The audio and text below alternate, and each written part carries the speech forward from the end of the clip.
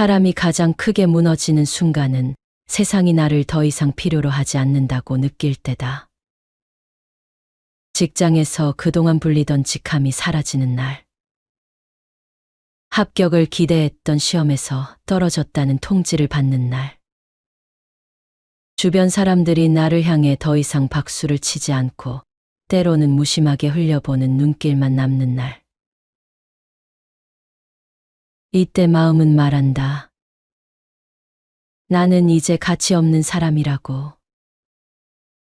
이 말이 온몸을 휘감으면 밥을 먹는 일도 무의미해지고 누군가와 대화를 나누는 것도 공허해진다. 그러나 사실 우리를 무너뜨리는 것은 이런 외부의 사건이 아니다. 더 이상 이름이 불리지 않는다고 해서, 애써 준비한 일이 무너졌다고 해서, 남의 눈에 나의 무게가 조금 가볍게 여겨진다고 해서 나를 쓰러뜨리지 못한다. 삶을 무너뜨리는 것은 사실 세상이 아니라 내 안에 있는 그림자다. 정약용은 강진 유배지에서 이 사실을 더욱 절실히 깨달았다. 그는 억울한 모함으로 벼슬길에서 밀려나 먼 변방에 갇혀야 했다. 사람들의 눈에는 몰락이었고 실패였고 쓸모없음의 증거처럼 보였다. 그러나 그는 이렇게 기록했다. 내가 나를 무너뜨리지 않았다면 세상이 어찌 나를 꺾을 수 있겠는가. 그는 자기 안위적을 허용하지 않았고 오히려 그 유배지에서 수천 권의 저수를 남겼다. 세상은 그를 버린 듯 보였지만 그는 자신을 버리지 않았다. 사람은 누구나 어둠 속에 들어선다. 그때 어떤 이는 다른 이가 불을 밝혀주기만을 기다린다. 누군가가 내 가치를 다시 알아봐 줄 것 같고 누군가가 나를 다시 불러줘야 할 것만 같다. 그러나 남의 불빛은 오래가지 않는다. 그 불빛이 꺼지는 순간 더 짙은 어둠이 덮친다. 하지만 자기 안의 불씨를 꺼내는 이는 다르다. 내가 내 인생의 불빛을 켜는 순간 세상은 그 불을 꺼뜨릴 수 없다. 부처님이 마지막에 남긴 말씀이 바로 그것이었다. 자등명, 법등명. 스스로 등불이 되고 진리를 등불로 삼으라는 뜻이다. 사람이 스스로를 괴롭히는 가장 큰 이유는 자기 안의 적을 알지 못하기 때문이다. 불교에서는 그 적을 마라고 부른다. 흔히 괴물 같은 존재로 오해되지만 많은 내 안에서 일어나는 번뇌와 집착이다. 불교에서는 4가지 말을 말하고 있다. 첫째는 번뇌마이다. 욕망과 두려움, 분노와 집착이 내 안에서 일어나 나를 휘두른다. 둘째는 오음마이다. 몸과 감각, 생각과 습관, 의식이라는 조건이 스스로 집착을 만들며 나를 속박한다. 셋째는 사마이다. 누구도 피할 수 없는 죽음이라는 한계를 말한다. 넷째는 천마이다. 외부의 조건과 상황이 나를 흔들어 깨닫지 못하게 만드는 것이다. 이 4가지 마 중 가장 무서운 것은 번뇌마이다. 나는 끝났다. 나는 쓸모없다. 이 한 생각이 바로 마의 속삭임이다. 우리는 외부의 어떤 것에 의해 패배하는 것이 아니라 이 속삭임에 의해 패배한다. 정약용은 자신을 괴롭히는 말을 잘 알았다. 그는 무너진 관직을 붙잡지 않았다. 억지로 자신을 일으키려 하지도 않았다. 정약용은 이렇게 말했다. 억지로 되는 것은 없다. 억지로 하려 하면 무너지고 이치에 순응하면 일이 이루어진다. 조급함과 집착이야말로 자기 자신을 파괴하는 마였다. 그래서 기다렸다. 봄이 오면 꽃이 피고 가을이 되면 열매가 맺히듯 삶도 때를 기다려야 한다고 믿었다. 우리는 흔히 실패를 자기 잘못으로만 단정한다. 내가 더 애썼어야 했다고 자책한다. 하지만 꽃은 겨울에 아무리 애써도 피지 않는다. 겨울에 핀 꽃은 눈보라에 망가진다. 때를 기다리지 못하는 조급함이 오히려 더 큰 상처를 남긴다. 아무것도 하지 말라는 게 아니다. 억지로 하지 말라는 것이다. 씨앗을 땅에 심고 물을 주었다면 남은 것은 기다림이다. 퇴직했다고 해서 삶이 끝난 게 아니다. 다만 그동안 맡았던 역할이 사라졌을 뿐이다. 시험에 불합격했다고 해서 실패자가 되는 게 아니다. 시험이라는 좁은 문을 통과하지 못했을 뿐 다른 길은 여전히 열려 있다. 남들이 나를 알아주지 않는다고 해서 나의 본질이 줄어드는 게 아니다. 다만 남의 눈에 잠시 작아 보일 뿐이다. 꽃은 만개했을 때 주목받지만 씨앗 속에 있을 때는 누구도 알아주지 않는다. 그러나 씨앗은 이미 꽃 전체를 품고 있다. 사람도 그렇다. 아직 드러나지 않았을 뿐 가능성은 여전히 살아있다. 다만 씨앗이 꽃을 품고 있다 해도 그 사실을 믿지 못하면 아무 의미가 없다.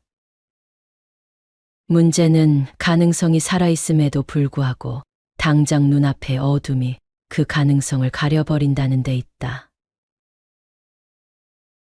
사람은 흔히 스스로 안에 있는 힘을 잊어버리고 남이 알아주지 않는다는 이유만으로 자기 자신을 외면한다.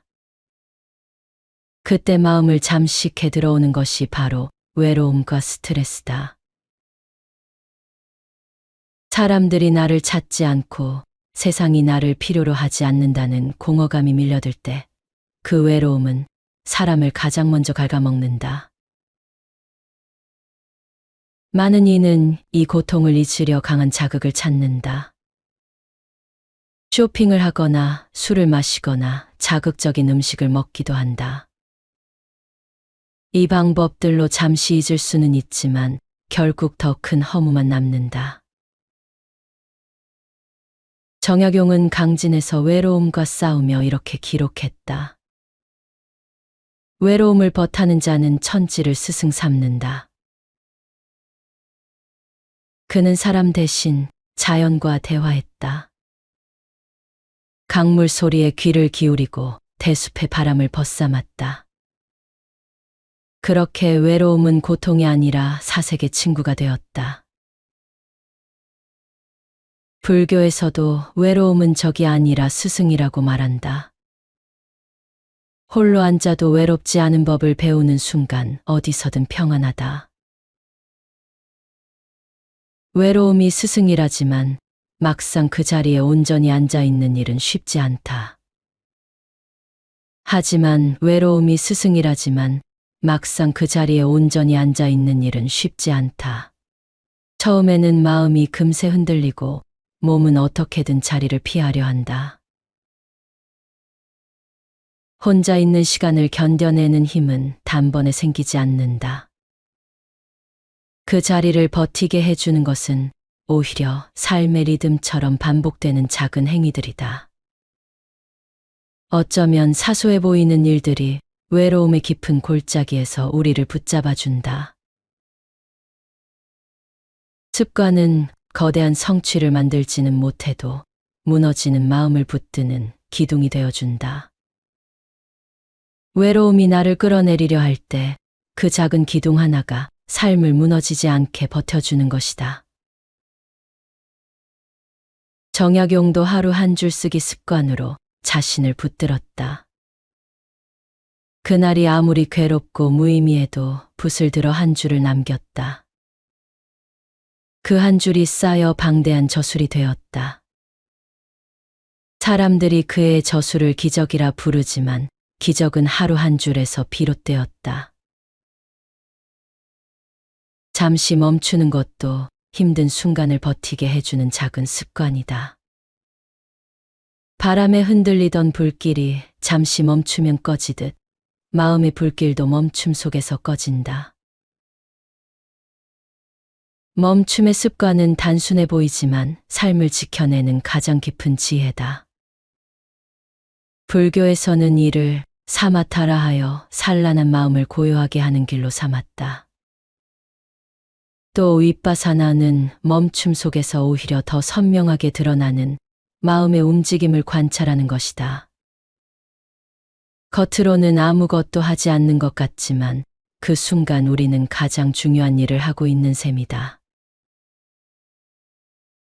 살다 보면 우리는 끊임없이 달려야 한다는 압박에 시달린다.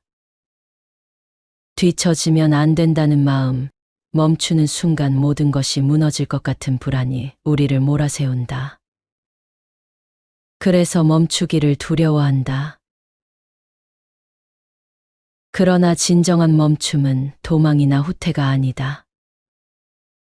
길을 잃고 헤매던 사람이 발걸음을 멈추고 지도를 펼치듯 멈춤은 오히려 방향을 찾게 해준다. 멈추는 순간 우리는 비로소 지금 어디에 서 있는지를 본다. 쏟아지는 소음과 불안에 휩쓸릴 때는 알 수 없던 길의 모양이 잠시 멈추어 서 있을 때 조금씩 드러난다. 멈추는 것은 시간을 낭비하는 일이 아니라 잘못 흐르던 시간을 되돌리는 일이다. 잠깐의 멈춤이 쌓이면 마음은 흩어졌던 자리로 돌아오고 흩어진 나를 다시 한 곳에 모은다. 그렇게 되찾은 자리는 단단하다. 앞으로 나아가기 위한 힘은 무리한 속도에서 오는 것이 아니라 제대로 멈출 줄 아는 데서 비롯된다. 세상은 의지를 가져라, 결심을 굳건히 하라고 말한다. 그러나 실제로 사람을 살리는 것은 의지나 결심이 아니다. 거창한 다짐은 며칠을 못 가지만 작은 습관은 평생을 붙든다. 벼랑 끝에 몰렸을 때 우리를 다시 일으켜 세우는 것은 큰 결심이 아니라 작은 반복이다. 삶을 살다 보면 누구도 피해갈 수 없는 순간이 있다. 그러나 그 순간은 끝이 아니라 새로운 문턱이다. 외부의 사건이 우리를 무너뜨리는 것이 아니라 내 안에서 일어나는 번뇌와 속삭임이 우리를 쓰러뜨린다. 그 속삭임에 속지 않고 자기 안의 불씨를 살려낸 사람은 어떤 어둠 속에서도 길을 잃지 않는다. 세상이 꺼뜨린 불빛은 언제든 다시 켤 수 있다. 그 불빛이 꺼지지 않는 한 우리는 결코 쓸모없는 존재가 아니다. 삶이 무너졌다고 느낄 때 우리는 본능처럼 다른 길을 찾으려 한다. 새로운 일을 시작해야 할 것 같고 스스로를 증명할 거창한 무언가를 찾아야 할 것 같다. 그러나 그 몸부림은 오히려 더 큰 공허를 낳는다. 정말 우리를 살려내는 것은 다른 것이 아니다. 무너지는 순간에도 지킬 수 있는 아주 작은 습관, 그것 하나면 된다. 이 작은 것들이 이어질 때 우리는 절망 속에서도 끊어지지 않는다. 그러니 힘들 때 다른 것을 하려 하지 말자. 그저 이 작은 반복들을 붙잡고 잘 버텨보자. 그 버팀 속에서 우리는 무너지는 듯한 시간을 지나 다시 걸어갈 힘을 얻게 될 것이다.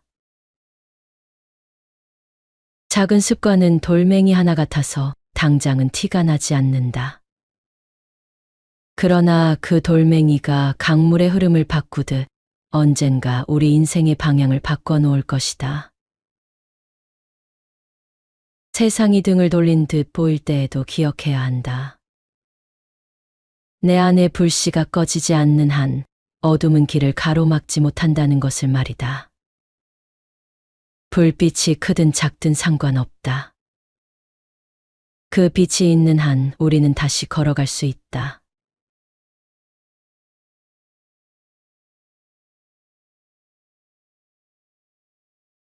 사람이 가장 크게 무너지는 순간은 세상이 나를 더 이상 필요로 하지 않는다고 느낄 때다.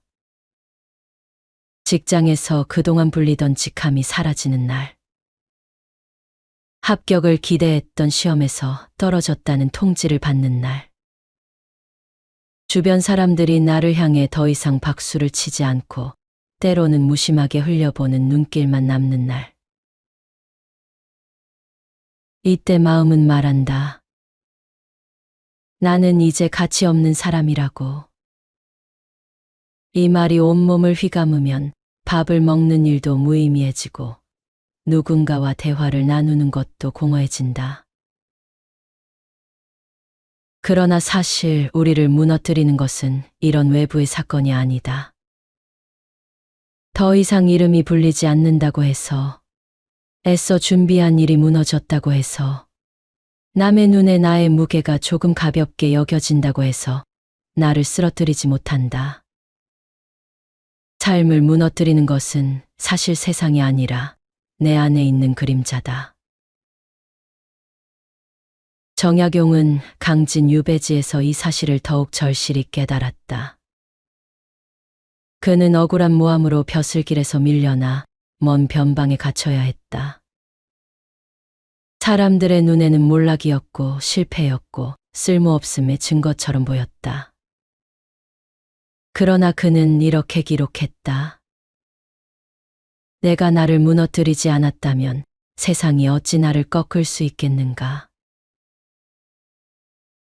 그는 자기 안의적을 허용하지 않았고 오히려 그 유배지에서 수천 권의 저수를 남겼다. 세상은 그를 버린 듯 보였지만 그는 자신을 버리지 않았다. 사람은 누구나 어둠 속에 들어선다. 그때 어떤 이는 다른 이가 불을 밝혀주기만을 기다린다.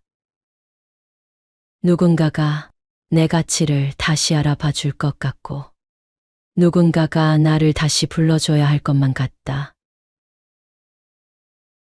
그러나 남의 불빛은 오래가지 않는다. 그 불빛이 꺼지는 순간 더 짙은 어둠이 덮친다. 하지만 자기 안의 불씨를 꺼내는 이는 다르다. 내가 내 인생의 불빛을 켜는 순간 세상은 그 불을 꺼뜨릴 수 없다. 부처님이 마지막에 남긴 말씀이 바로 그것이었다.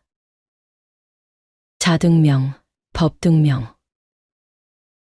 스스로 등불이 되고 진리를 등불로 삼으라는 뜻이다. 사람이 스스로를 괴롭히는 가장 큰 이유는 자기 안의 적을 알지 못하기 때문이다. 불교에서는 그 적을 마라고 부른다. 흔히 괴물 같은 존재로 오해되지만 많은 내 안에서 일어나는 번뇌와 집착이다. 불교에서는 네 가지 말을 말하고 있다. 첫째는 번뇌마이다. 욕망과 두려움, 분노와 집착이 내 안에서 일어나 나를 휘두른다. 둘째는 오음마이다. 몸과 감각, 생각과 습관, 의식이라는 조건이 스스로 집착을 만들며 나를 속박한다. 셋째는 사마이다. 누구도 피할 수 없는 죽음이라는 한계를 말한다. 넷째는 천마이다. 외부의 조건과 상황이 나를 흔들어 깨닫지 못하게 만드는 것이다. 이 네 가지 마 중 가장 무서운 것은 번뇌마이다. 나는 끝났다. 나는 쓸모없다. 이 한 생각이 바로 마의 속삭임이다. 우리는 외부의 어떤 것에 의해 패배하는 것이 아니라 이 속삭임에 의해 패배한다. 정약용은 자신을 괴롭히는 말을 잘 알았다. 그는 무너진 관직을 붙잡지 않았다. 억지로 자신을 일으키려 하지도 않았다. 정약용은 이렇게 말했다. 억지로 되는 것은 없다. 억지로 하려 하면 무너지고 이치에 순응하면 일이 이루어진다. 조급함과 집착이야말로 자기 자신을 파괴하는 마였다. 그래서 기다렸다. 봄이 오면 꽃이 피고 가을이 되면 열매가 맺히듯 삶도 때를 기다려야 한다고 믿었다. 우리는 흔히 실패를 자기 잘못으로만 단정한다. 내가 더 애썼어야 했다고 자책한다. 하지만 꽃은 겨울에 아무리 애써도 피지 않는다. 겨울에 핀 꽃은 눈보라에 망가진다. 때를 기다리지 못하는 조급함이 오히려 더 큰 상처를 남긴다. 아무것도 하지 말라는 게 아니다. 억지로 하지 말라는 것이다. 씨앗을 땅에 심고 물을 주었다면 남은 것은 기다림이다. 퇴직했다고 해서 삶이 끝난 게 아니다. 다만 그동안 맡았던 역할이 사라졌을 뿐이다. 시험에 불합격했다고 해서 실패자가 되는 게 아니다. 시험이라는 좁은 문을 통과하지 못했을 뿐 다른 길은 여전히 열려 있다. 남들이 나를 알아주지 않는다고 해서 나의 본질이 줄어드는 게 아니다. 다만 남의 눈에 잠시 작아 보일 뿐이다. 꽃은 만개했을 때 주목받지만 씨앗 속에 있을 때는 누구도 알아주지 않는다. 그러나 씨앗은 이미 꽃 전체를 품고 있다. 사람도 그렇다. 아직 드러나지 않았을 뿐 가능성은 여전히 살아있다. 다만 씨앗이 꽃을 품고 있다 해도 그 사실을 믿지 못하면 아무 의미가 없다. 문제는 가능성이 살아있음에도 불구하고 당장 눈앞의 어둠이 그 가능성을 가려버린다는 데 있다. 사람은 흔히 스스로 안에 있는 힘을 잊어버리고 남이 알아주지 않는다는 이유만으로 자기 자신을 외면한다. 그때 마음을 잠식해 들어오는 것이 바로 외로움과 스트레스다.